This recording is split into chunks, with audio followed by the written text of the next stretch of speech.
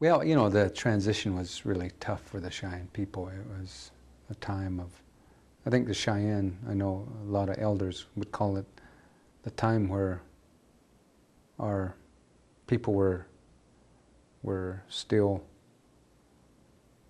you know, if you literally translate what it means still mad. What it really means is a time where they were still had that warfare mentality of being in those situations where, you know, you either kill or be killed. And so the early reservation period in the 1880s, 1890s, I think was a real difficult time for the Cheyenne people because we, you know, our role was even further diminished.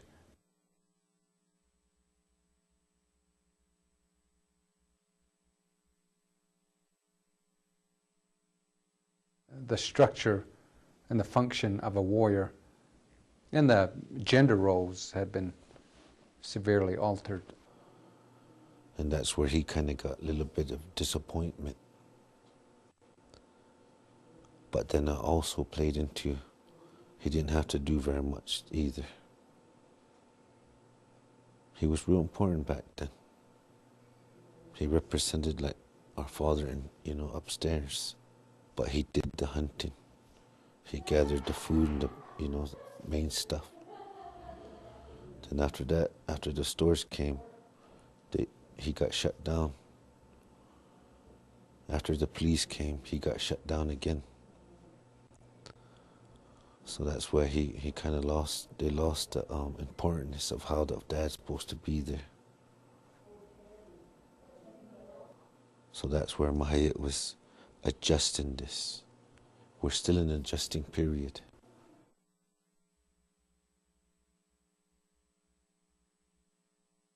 I think for a time there, we sort of tried to figure out what are we going to do as leaders? How are we going to? We our machine, this political system, I think, sort of come to a standstill. So the question was, you know, who is the leader within the tribal government?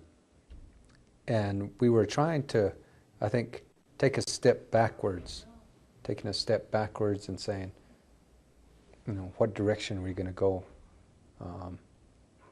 Who's going to be our leaders? And it doesn't help when the federal agencies, in this case BIA, steps in and appoints somebody to be a leader. You know, saying, here you're going to be the chief. So the Western government, I think, had their own idea of who leaders were, who chiefs were.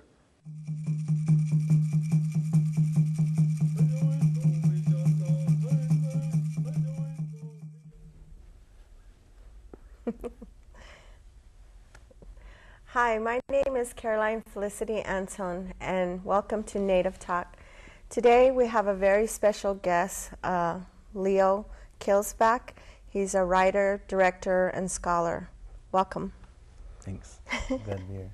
It's great to have you here. I was introduced to you by a friend of mine, and she was talking about your film that you had made about warriors or prophecy. Yeah, the Chief's Prophecy. Yes. Survival of Northern Cheyenne Nation. Yeah. What got you to make the film? Well, the film is based on my dissertation. I'm a PhD candidate at the University of Arizona, American Indian Studies, and I always had an interest in film. And my dissertation topic is it's a written piece, of course, but I wanted to make something that people who wouldn't read my dissertation could sort of learn from, and gather some ideas from that I wanted to present. So the film is based on my dissertation, which I'm still writing right now, but I'll be done this May, and it's about the sort of history of our tribal leadership, sort of where our people have gone, and addresses the questions why. If you grew up on a reservation, you sort of grow up with these, in the culture of the reservation, and it comes to a point when you're old enough to question, well, why are things the way they are? Why do we have so many social problems? Why is there drug and alcohol abuse? Why is there high unemployment? And why aren't our leaders there to help us? And what exactly happened? And what exactly is going on now? And what does our future really look like? And so that's really my main goal, and it's been my main goal, and sort of as a scholar and I guess as a Northern Cheyenne member and someone who spiritually and culturally identifies as a Northern Cheyenne person, to sort of address what the problems are and give give hope to the next generations, and sort of alleviate, not necessarily solve the problems, but address them to put them out there. Right. Was it something that you decided to do as you were going to school, or was it something that you've always wanted to do from because of where you came from and what you saw around yourself? I think it began when I left the reservation. All the way through high school, I didn't like the reservation. And a lot of people my age, they didn't like the reservation. They wanted to leave, whether they were going to go to college or go to the military or whatever. They wanted to start a new life. And I went to college. I went to Montana State University in Bozeman, Montana. I graduated in 1998. And when I left, within a matter of months, of missing my homeland and my family and the culture of home, and seeing this world where it's predominantly white, and seeing just on a small scale, because where I live is really isolated out Remote. there. Yeah. So I kind of got this. I was thinking, man, I want to go back to the res, but I want the people back home to know that the res isn't it. Right. That there's so much out there. It's a bigger world. Right. And so I think that's when I wanted to become an educator. Actually, I wanted to become a teacher, because I want to teach the youth and ensure that they see their potential.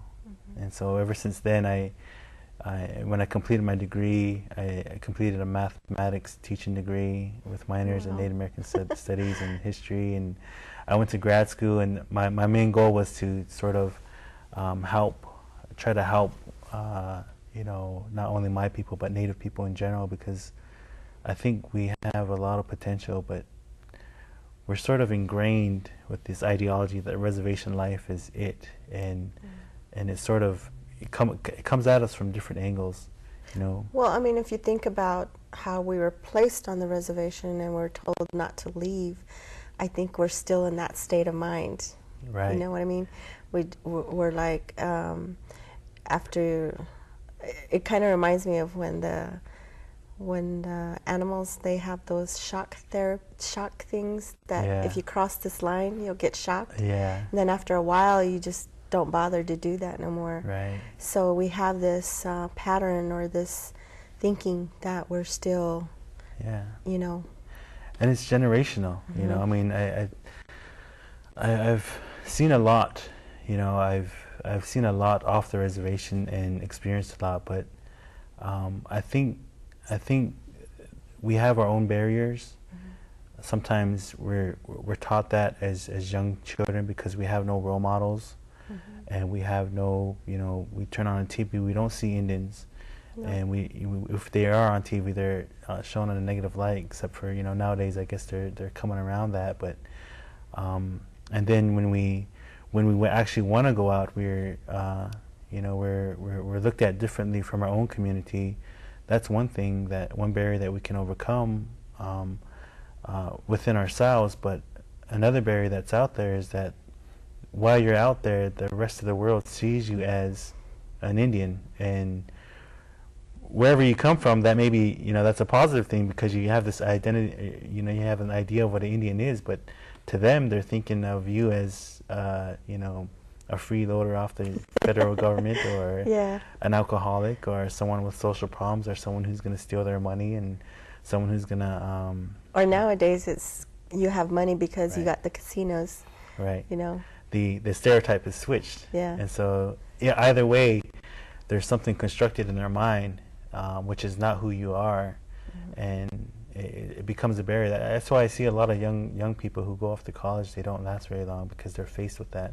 Why would they want to be faced with that when they can go home to their loving family and their homeland, and at the same time, you know, you as I got older, you sort of realize that the attitude is not going to change, because no matter how far you get in life as an American Indian, you're still going to be perceived as a person with flaws from the mainstream society. They're still going to look at you like there's something wrong with you. Right. Even if you have, my brother's a lawyer, even if you have a law degree, if you practice law, even if you have a you know, a degree from a prestigious university, a doctoral degree, a medical degree even, you're going to be perceived in that light, and that's something that I think you know, a lot of people, they don't realize that. They don't realize that even now, my role models who are American Indian, scholars, even directors, producers,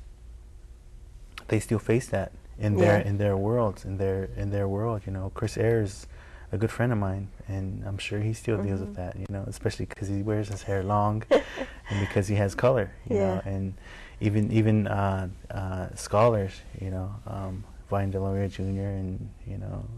And in some situations, it's I remember when Dances with Wolves came out. It was so cool to be with an Indian, and I remember I had a few friends or some friends that would say, "Oh, this is my native friend," or "This is my Indian friend," and it didn't dawn on me till way later when somebody was talking to me and said, "Oh, I'm so tired of people saying I'm an Indian. Why can't they just say my name, or why can't they just say who I am?" And instead of saying, "Oh, this is my Indian friend." Right. They use that image, and they use that image to their favor, and sometimes they get away with it, and they like it, you know. And sometimes sometimes Indians play along with it. I mean, if they're not careful, they're like, "Okay, go ahead and exploit me. You know, I'll be your Indian friend. You know, and you can give me, you know, you can give me what you want, because maybe I want your piece of a piece of your world, and you want a piece of my world." I think that's something that I'm really careful about, because I see that stuff going on all the time, and you know. Me, I was just blind to most of it. I was just blind to most of it, and I just kind of fumbled through. And luckily for me, I've had some really good friendships that will kind of clue me in, and I guess that's kind of a down part of coming into the cities, or coming into I guess the non-native world, is finding that balance of putting up boundaries. And it's really hard for, I know a lot of my family members that have tried to come out and be out here, but they find it really harsh, you know. For instance, if they go and ask for help at some place that's supposed to be for people who need help, they'll go and ask for help, and if they don't get that help that day, or at least a smile, they won't go again. And they'll just say, "Well, I guess they didn't really want to help me." And they just go back home and suffer. Because back home, I know in a lot of Native communities, they you know, the culture is really, it's really family, and it's because you live with them for such a long time. They may not be your blood relatives, even your clan relatives or distant relatives or whatever, but because you live with them for so long, chances are you're going to see them a lot. So you kind of feel different than when you come to a city where you see people and you're not going to see them again. You're probably not going to see them at all, you know, especially if it's a big city. And I used to teach an Indians in film class, and used to show you know, my class at the University of Arizona, which was predominantly you know, non-Indian students, the stereotypes found in movies, and the sort of themes that go along with movies, especially with American Indians, and of how to alleviate these stereotypes. which is where I guess my first interest in film, came about. And so it's really been an interesting journey because nowadays with the new movies coming out, you see those same themes being played out with indigenous peoples and with I don't know. There's a genre that's changing it. I think the whole Twilight series is changing that. But I guess we have to change it. Right. Right. We have to change it, and still, like I said, I still get caught in it. Sometimes, like even with my shows, sometimes I get into this. I want to put native stuff, like the drum and the things that we use, and at the same time, I want to be known from the people I bring in. Right. And it is called Native Talk because I think we have a special way of talking, either through music, through dance, through storytelling, through all these different avenues. So, and then I thought of changing the title because I didn't want people just to say, oh, it's just a Native show or Indian show. Yeah, yeah. And at the same time, that's who we are, Right, So right. how do you, So I just keep going until somebody says something. Yeah. I think your approach is right on though, because I like what you said when you said we have to change it. And I think that's really empowering for Native Americans to hear that, especially for youth, to grow up and to say, well, these are our problems, or this is our issues, and maybe something small, maybe something as small as a cigar store Indian. Right. But we have to say something. We have to, because throughout history we've been told that, we don't have any power, we don't have any control. And I think for natives, for a lot of natives that can be very empowering if they hear it the right way. It's not a pompous attitude. Right. But it's this attitude of dignity and almost divinity, almost, that I think when I show my movie, when I talk about my movie, that's what I want to talk about when I talk about leadership. That we have to empower our people, and for sometimes non-Indians, they see that as a threat sometimes, because I think a lot of times non-Native people perceive Indians as people who need to be helped from the outside. We need to help them, and we need to do this and we need to do that, and because it's for their own good. And if you look at the history of the United States and the policies aimed at American Indians to help them, they've done more damage than help, And so when Indians come along, they say, well, we need to do it ourselves and we need to change this ourselves. It shouldn't be seen as a threat. Right. In fact, it should be seen as, I'm glad that these indigenous peoples are empowered, and maybe their ideologies may not be the same as ours, their goals may not be the same as our goals, in terms of fixing the drug and alcohol problem, health disparities, the government problems, the problems with tribal politics, all those things are the change really has to come from within, within the people. And if non-Indians feel left out, I don't think they should feel threatened by that. But and I think that's something that I've talked about again and again, especially because my dissertation and the stuff that I study focuses a lot on tribal governments, tribal law, and tribal justice, and stuff having to do with our own sort of structures. Our structures are borrowed, and sometimes they're, a lot of times they don't work. Right. I'd say for the most part, for the most part on our reservation, they're not very effective. And I'm not saying that we can go back to the old ways, but the change has to come from within. What do we need in terms, instead of somebody else saying what we need? Right. And that's so hard to do. I mean, generations of people being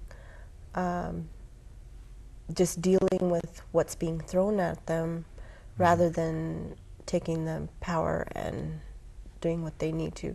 And like I said, nowadays it's just, we have a lot more power, but in our history, in our mindset, we don't know that yet. Yeah, our minds are still in that phase. Right. And we say, talked to a number of people, and they say, "Well, what you're saying is that you're living in the past." And I'm like, "No, I'm looking at the future." Now, if you really think about what living in the past is, if you're worried about stuff that happened 10 years ago, or you're mad at someone who did something to you a year ago, or you're holding a grudge, or you're afraid of what's going to happen, or you're afraid of what already happened, then you're really living in the past. Because something is new, and because an idea is new, whether it's revolutionizing the government structure, or a court system, or even just reintroducing a cultural practice that died out, a dance or a song or something like that. Those kind of things are not you're not regressing back into a quote primitive sort of lifestyle, but you're sort of elevating yourself to that elevated status that your ancestors had already attained. And that's something that I guess on a psychological or spiritual level, that I think people who don't understand Native cultures and what Native cultures are about, they're not just about singing and dancing, but there's something more to it. Right. And that's important. And I mean, even I counsel a lot of people, and when I talk to people who have been abused physically, they tend to not think. They're just there to do because they're so afraid to make a move, in a sense, because it'll draw attention to them, or it may upset the person that they're with, and so they intentionally just are there until they're told what to do or what to say or when to do it. And I feel that's kind of where we come from. Even in those terms, I can see the patterns. And what I do when I work with the youth is I have them identify the patterns that they see at home or their peers or in their village. What are, I'll ask them, you guys all have seen an alcoholic. What is their day like? And they'll say, oh, they don't get up till like 11 and, they'll eat something and then they'll go and look for something to drink, or so they know the patterns. Okay, so how many of you guys, if you were at home, would wake up at 11 and they'll acknowledge that? Or how many of you don't do any work, or how many of you work, or I match them up to those behaviors. And I said, if you wanted to continue that, then you continue those behaviors. Sometimes it's really simple like that, in just terms of patterns. But like I said, some of us, we just sit and wait. And we need to get up, and we need to move around. We need to think. And I love what one of the persons in your tape said, that we just got to do something, even if it is just talking about it. Yeah, a lot of the people I interviewed, they're right there on the reservation, and they see it, and it takes it doesn't take much for a person to take a step back and say, look what our people are doing. I mean, we have a high suicide rate, like most American Indian communities. A lot of drug and alcohol abuse. Alcohol and drugs is probably the source of a lot of problems, dealing with domestic violence, child abuse, violence in general, gang violence, those kind of things that you grow up with, and you sort of if you're on a reservation and you're living there, you hear it so much that it sort of becomes normal. It's sort of like you sort of, that's how it is, and then when you try to talk to someone about it who doesn't understand it, and they want to help sincerely, they want to help, sometimes you're sort of you're both handicapped at the conversation because you can't want to understand one another. My mother's a social worker. She's just been a social worker for a long time now. I don't know how long, and I grew up. She raised me and my brothers and my sisters by herself, and I have 3 older brothers and 2 younger sisters. Which most of the families are now. Yeah. Without the father. Right. Right. And it was something that I think is I'm blessed that I had one parent, because some people don't have any parents. Right.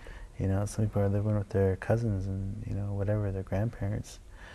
But when you're addressing these issues, my movie, with my film, my dissertation, I guess with a lot of things that I feel that I'm responsible, I guess I have the responsibility over is our Native men, our young Native men, who have really lost track on a number for such a long time now.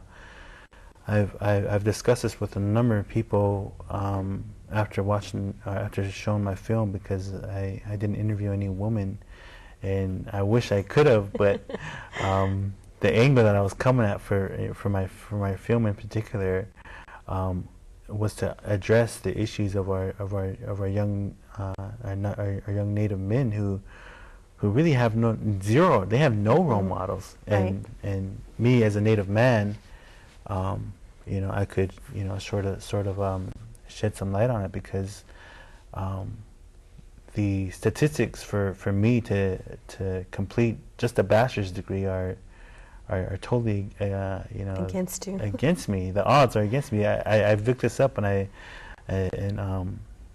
when I was graduating high school, when me and my brothers were graduating high school, we had better chances of being sent to prison for 3 years than we ever did to completing a 4-year degree.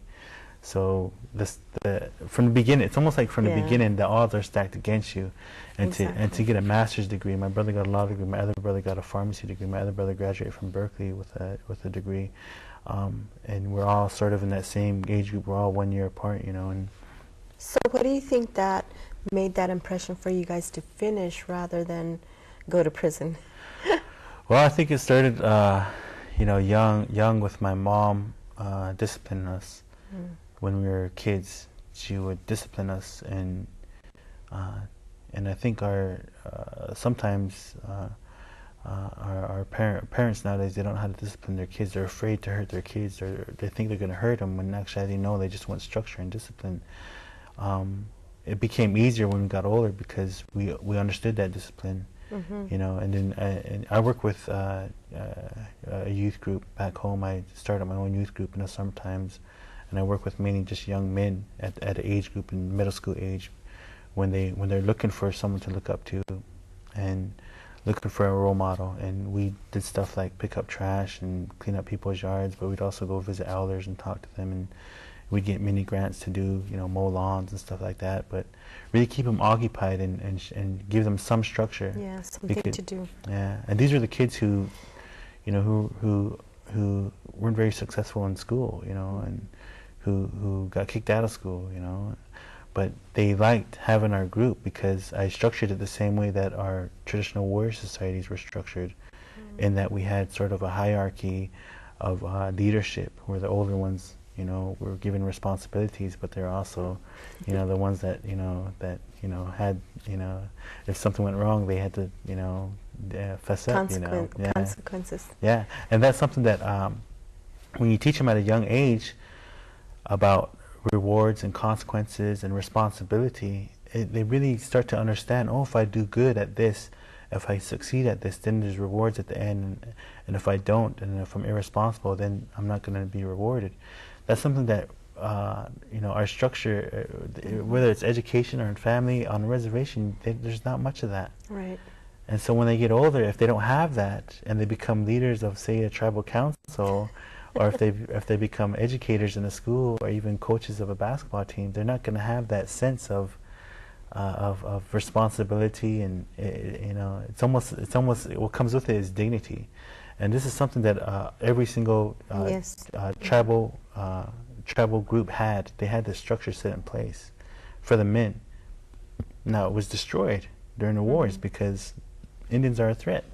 Indian men are a threat. Right. In fact, a group of Indian men are still a threat today, because they're perceived as a gang, or they're perceived as a bunch of no good gangsters or whatever. I don't know. Yeah. And so that very structure was destroyed, Now, if you look at non-Indians and the structures that they have like modern days. They have fraternities. They have you know, I guess groups like the Boy Scouts. You know, they have groups like even in schools they have school, you know, student organizations and stuff like that. We don't have any of that on the reservation. What we have is gangs, and also we also have basketball, which has been a very important piece. I think that's the only thing we've had is like sports, but then after a certain time in sports, then there's no more structure. Right. So then they're let loose again, and it's kind of whatever you guys do. Right. You know. And when I talk to young Native people, young men especially, I tell them your options are slim because historically everything's been taken away from you. You don't learn about your chiefs, the warriors who fought against the United States government, and they do that on purpose. They don't want to say that your ancestors were strong and that they were very successful in defending their homeland and defending their people against the threat, which in this case is the United States government. So that's erased from history. They try to.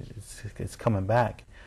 But our young people, with the mainstream culture, they're only faced with a few options of who to be like and what to be like. Right. Number one, they can be like, you know, mainstream, you know, non-Indian Euro-Americans. They can be like that, which I don't think very many Indians want to take on that role as, you know, what they see on TV, because if you're from the res, it's perceived as being a quote sellout. You know, you don't want to, you know, do that. But even at my time, it was more to be John Wayne than to be an Indian. Yeah, yeah.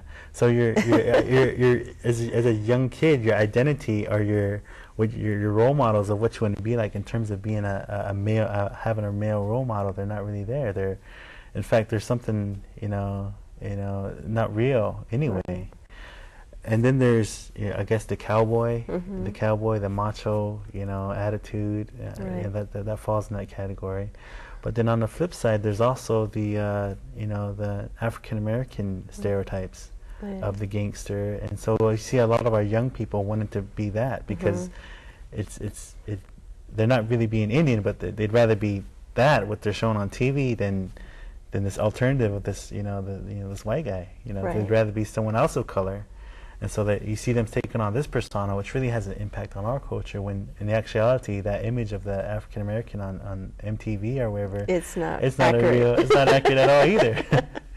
So, with everything that I try to do and everything that I think a lot of people in Indian communities try to do, they're in pockets. They're here and there. I've talked to a number of them, especially up north. We try to rekindle these warrior identities, what they call them. This identity of an Indian man. What is an Indian man, supposed to be like? Not this guy on Dances with Wolves, or but what is his real responsibility? But the funny part about that, the reason I brought up Dances with Wolves is when I had just got into sobriety at that time, and we used to go to Las Vegas for like a AA conference, and at that time Dances with Wolves came out, and when we went to AA at the conference, it was mostly Native men with white women.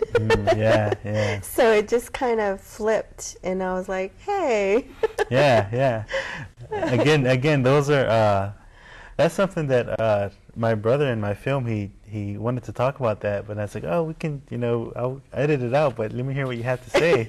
But because we sort of share the same attitude of the identity of a Native man, and you see this in other minority communities as well, where you start to question, if you're such a good Indian man, how come you're not with an Indian woman? I think there's nothing more. There's nothing more. I guess I talk to these old guys, and they all say there's nothing more holy than the Indian woman, because she'll keep you in line. She'll keep you give you that structure that your mom gives you. I was raised by my mom. She's fluent in our language, and I wouldn't say she's really traditional, but she's very spiritual. Right. And so when I talk to my own tribe, my own members, females from my own tribal Background. back home. Yeah, they asked me about what I think about Native women. I said Native women have the toughest job.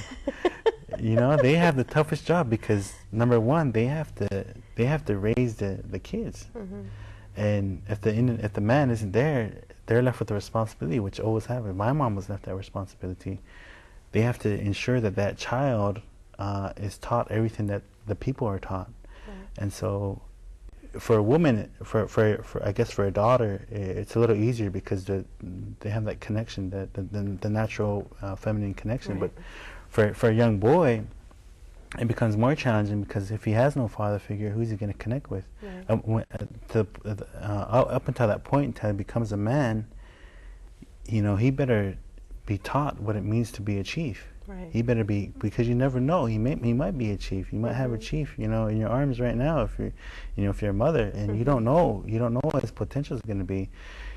You treat him as if he's going to be a chief. You know, you don't treat him as if he's going to be a criminal. Right. You don't treat him as if he's going to head to prison, even though that's what the statistics say. You know, and I think a lot of times our just Native culture in general, we sort of look down upon our own natives and Native men too, especially. I mean, well, and that's something that needs to change, because I think a lot of that mainstream attitude of what a Native man is has been really influenced on our own people, and so they see themselves like that. Our young men grow up with the attitude, oh, I'm just, I'm not good for anything, I'm just gonna... And I think a lot of it has to do with the alcoholism in our families, because I know a lot of I've counseled a lot of women where they're angry at their husbands for leaving or deserting them, and sadly then they take it out on their sons. Yeah. You're just going to be like your father, or you act like your father, and it's even worse if they look like their dad. And so sometimes that has a heavy role in how they feel, and they don't understand that they have to deal with their anger and their sadness in a different way, and not put it on the sons. I remember there was a time when a lot of women would get together and then they start complaining about what happened, and they don't realize that their son is around, or their nephews, or the male, and so they always hear this negative. And yeah, sure, it may be negative, but to actually put it on the boys in that time, it's very hurtful, and we don't realize that. I mean, I did it, so it's not like I'm just coming aware of those things. Right. Kids listen and hear everything. Everything. Yeah, and when I think I understand what you're saying. I've seen this documentary film that talked about that, about the young boys growing up and hearing that you're just gonna be like your father, and so when they hear that enough times, they grow up and they think, well, I'm just going to be like my father anyway, so I might as well start acting like my father anyway, or this person or that person or whatever, whoever they're being labeled as, and that's something that I think it's a consequence of all of the issues. The father isn't there. Why is the father not there in the first place?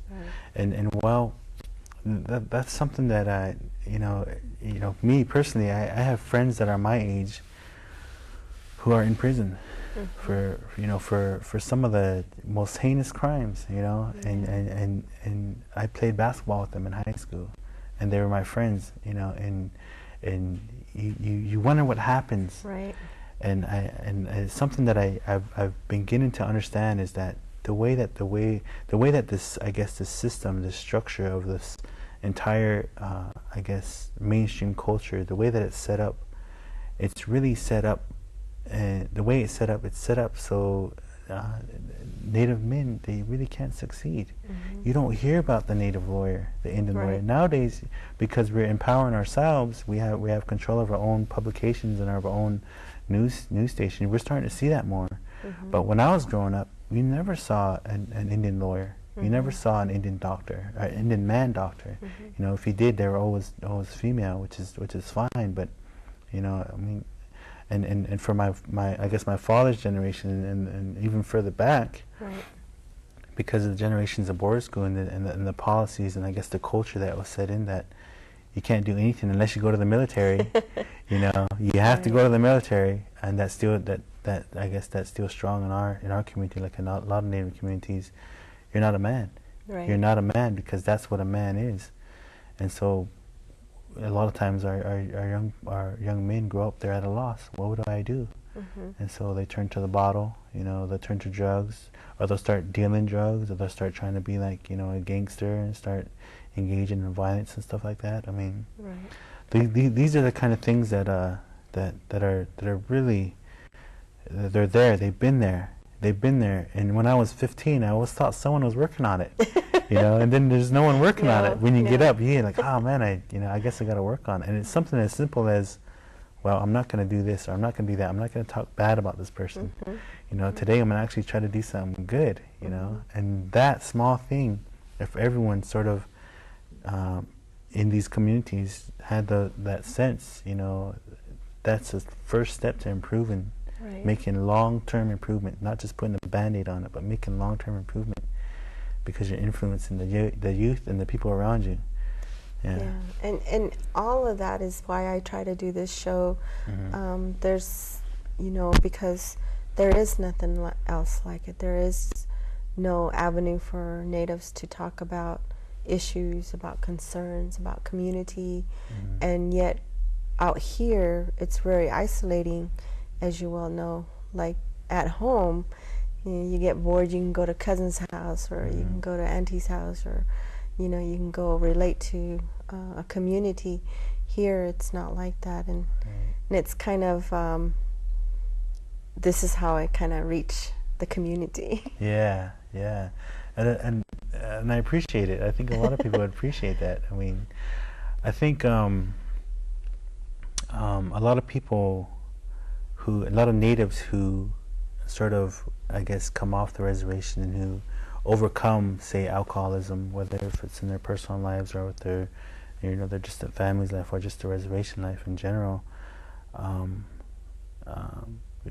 We come to a culture that, you know, they think that, I guess what I'm getting at is when I left the reservation to go to college for the first time, my friends wanted to go drink with me, and they wanted to go party with me. In fact, I don't know how many times I was asked to provide drugs for them. You know, you're Indian, you know, you're the party guy, you know. And so, without really understanding that, in high school I was kind of a nerd, you know, and I was kind of a square, you know, and I didn't do that. And in fact, I wouldn't be in college if I did that stuff. You see, and even all the way up to my doctoral studies, you know, I've had people, colleagues of mine, who asked me, you know, let's go, you know, have a couple, and I'm like, oh, you know, and I don't want them to feel uncomfortable, because I don't do that, and I haven't done that. And a lot of, you know, people who I know who come from a reservation who go to college and who try to, you know, succeed, who work at it because they know how hard it was to get there in the first place, they sort of draw the lines, and sometimes it's taken as you know, offensive.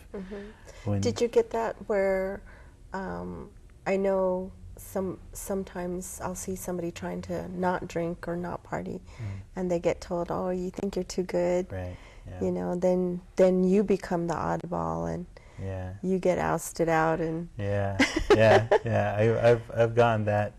I guess in high school was the first time I got that. Then after a while, I was kind of like, oh, it's just Leo. He doesn't need a driver, you know. But then sometimes you influence other people. It's like, oh wow, that's good, you know. I probably shouldn't be drinking either, you know. But then when you get into the mainstream culture, it's sort of like an Indian who doesn't drink. That's kind of weird, you know. You know. And then I'm like, well, what's so weird about it? It's not the norm. Yeah, and it's not the norm in general, because everyone drinks. Well, I shouldn't say everyone drinks, but at least on a social level, it's different. Because on a reservation, it's not on a social level. You can't go to the bar or whatever, and it's odd, you know, to have to see families that, you know, drink socially or have wine or anything like that, because on a reservation it's party. It's you drink to get drunk, and you're doing something that you shouldn't be doing, you know. So yeah. Well, it's coming to a close. Okay. I just wanted to see if you had anything else to say.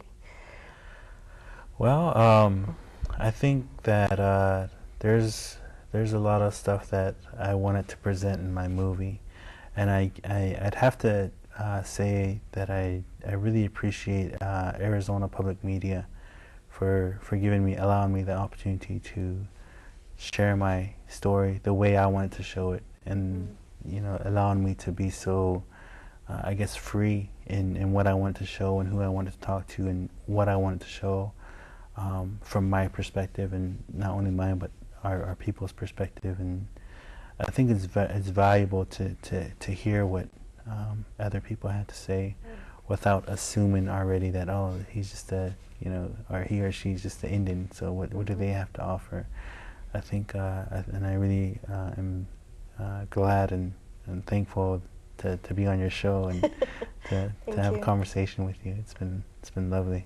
Thank you so much, and I hope that we continue. Like I said, Access Tucson is on the chopping block. That's right. So we're really hoping and that we get support to keep it going, because it is so important. I would have never done this.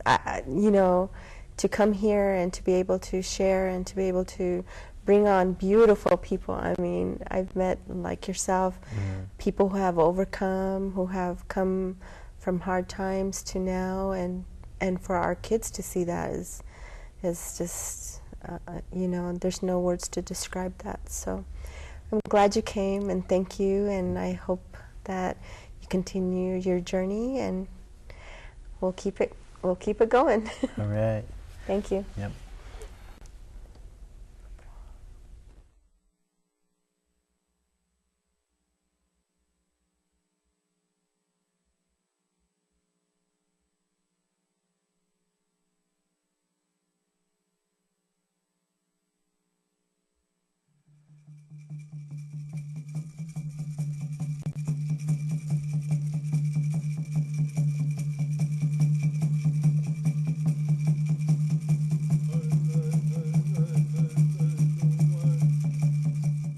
It's my understanding that for a better part of the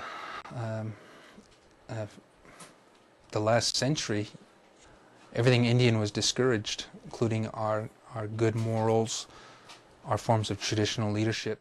Traditional leadership included selflessness, putting your people before you.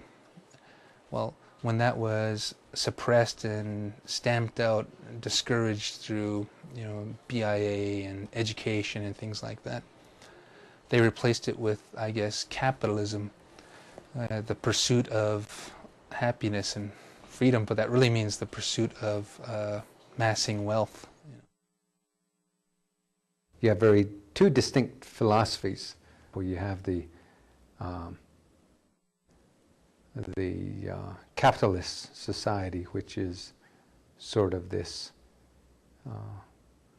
vertical axis where, you know, every man for themselves. You know, you go out and the sky's the limit.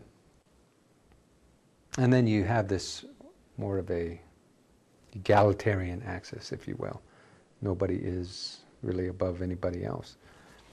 And then, you know, you bring those two very distinct philosophies together, and they don't mesh well. Most Indians were surrounded by their own culture to believe that they were communal.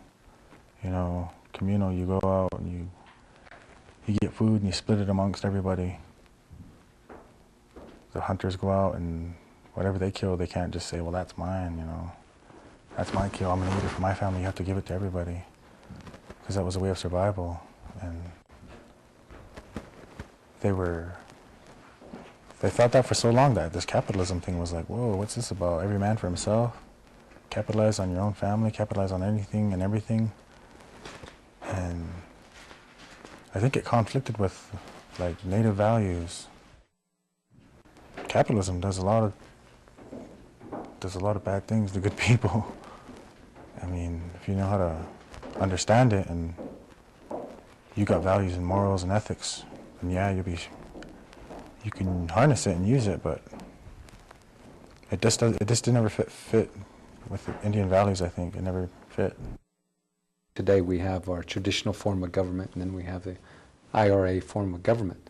So, you know, traditional form is more symbolic now than the IRA form of government, because the federal government, you know, deals directly with our tribal council, which is the IRA. We've had to adapt and conform to what the bigger society wanted us to, you know, what they wanted to see out of the Northern Cheyenne people.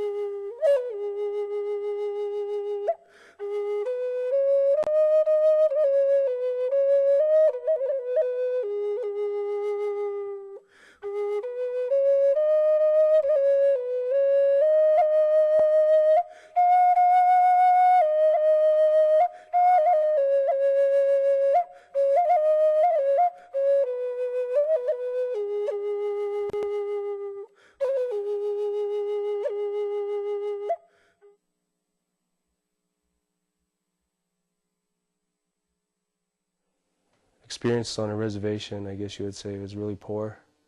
It's difficult to have friends. It's difficult to trust.